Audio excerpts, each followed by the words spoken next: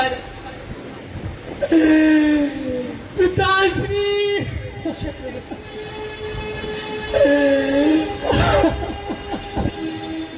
बेटा, जीना मरना तो विधाता के हाथ में है। इसमें मनुष्य तो कुछ भी नहीं कर सकता। कितना अभागा हूं मैं कि अंतिम बार उनके दर्शन भी न कर पाया। माँ, क्या पिताश्री को कोई रोग हो गया था? नहीं पुत्र, ऐसा तो कुछ भी नहीं था। बस वो राम का वियोग ही उनकी मृत्यु का कारण बना। राम का वियोग? ये आप कैसी बातें कर रही हैं माँ? मुझे ठीक प्रकार समझाइए। बेटा, ठीक तो मैंने समय पर कर दिया, अन्यथा अनर्थ हो जाता। कैसा अनर्थ माँ, कैसा अनर्थ? भला हो, इसी ने तो मुझे सही समय पर सही सलाह दी। कैसी सलाह माँ? महाराज, तुम्हारी अनुपस्थिति में राम का राज्याभिषेक कराने जा रहे थे।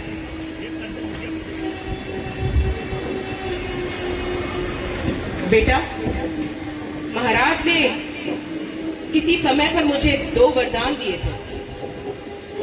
मैंने शुभ अवसर जानकर वो दोनों वरदान उनसे मांग लिए। एक में मैंने मांगा है तेरे लिए, बस तेरे लिए मेरे लाल, ये अयोध्या का राज सिंहासन।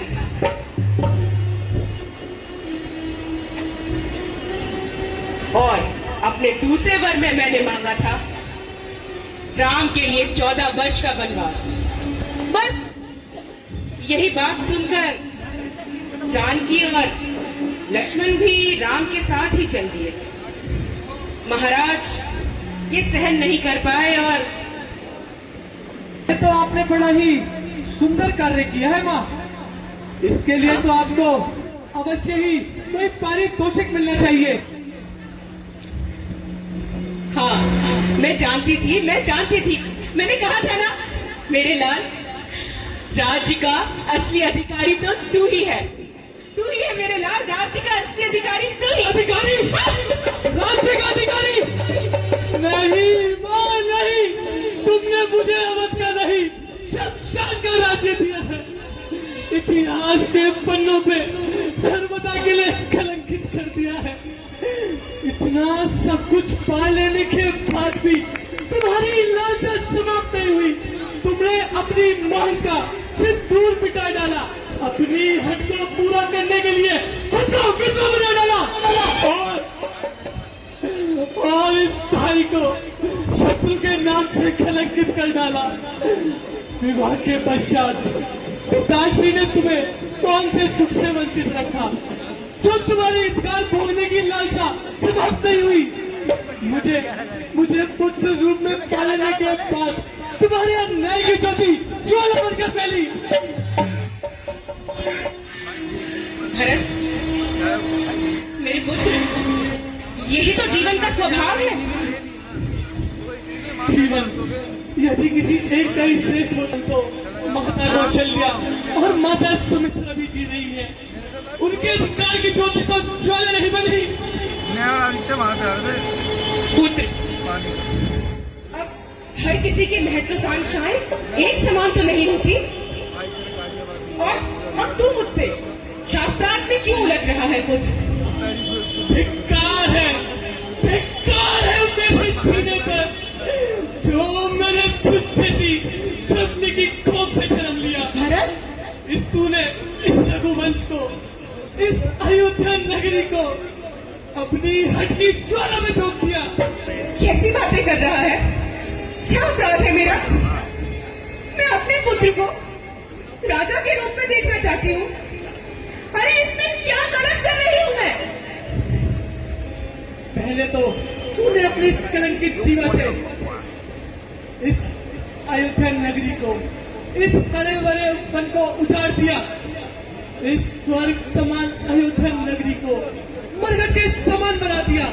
और अब तुम चाहती हो मैं इस मरघट पर राज्य करूं? अरे मरघट पर तो चील, कौवे और गिद्ध राज्य करते हैं।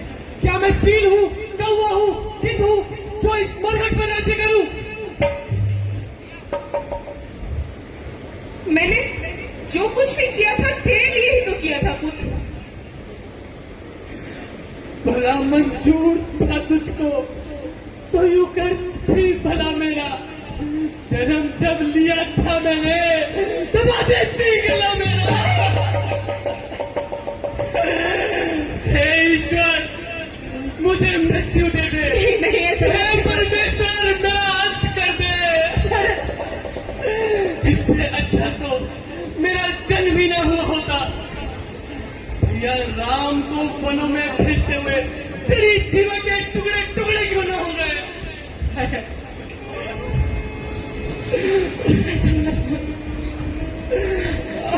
ये तो क्या कह रहा है मेरे पुत्र? मैं नहीं, तुम मेरी मां नहीं हो सकती।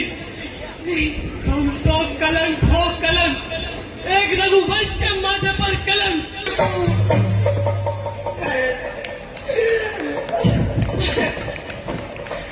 कम से कम मेरे दूध की तो लाश क्यों थी?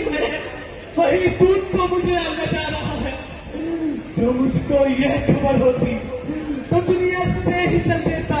न पीता दूध तेरा, पीता तो उलट देता। यदि वह उस घर में मैं उस पर याद करता और वह मुझे फल देता, बदल देता तेरी कौन या मुझको ही बदल देता।